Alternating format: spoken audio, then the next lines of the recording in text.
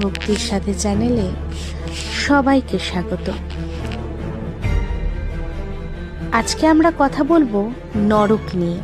হ্যাঁ জানি, ভগবানের নাম নিয়ে তো আমরা ভিডিও শুরুই করি, তবে আজ চলুন নরক দিয়েই শুরু করি।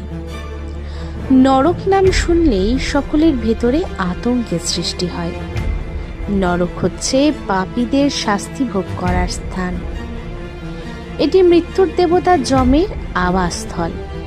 বিভিন্ন হিন্দু ধর্মগ্রন্থ অনুসারে নরকের সংখ্যা 28টি।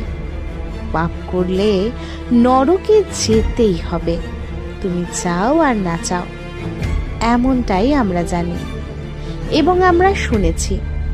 পাপ করে মারা গেলে নরকে নিয়ে গিয়ে তেল দিয়ে ভাজা হয়। এই নরকের নাম কুম্ভীপাক নরক। কোন গল্প লুকিয়ে আছে এই কুম্ভীপাক নরকে? কি আছে এর পেছনের কাহিনী? তবে চলুন আজকে জেনে নিই। তবে বলবো, ভিডিওটি ভালো লাগলে চ্যানেলটিকে সাবস্ক্রাইব করে পাশে থাকবেন। কমেন্টে লিখবেন জয় শ্রীকৃষ্ণ।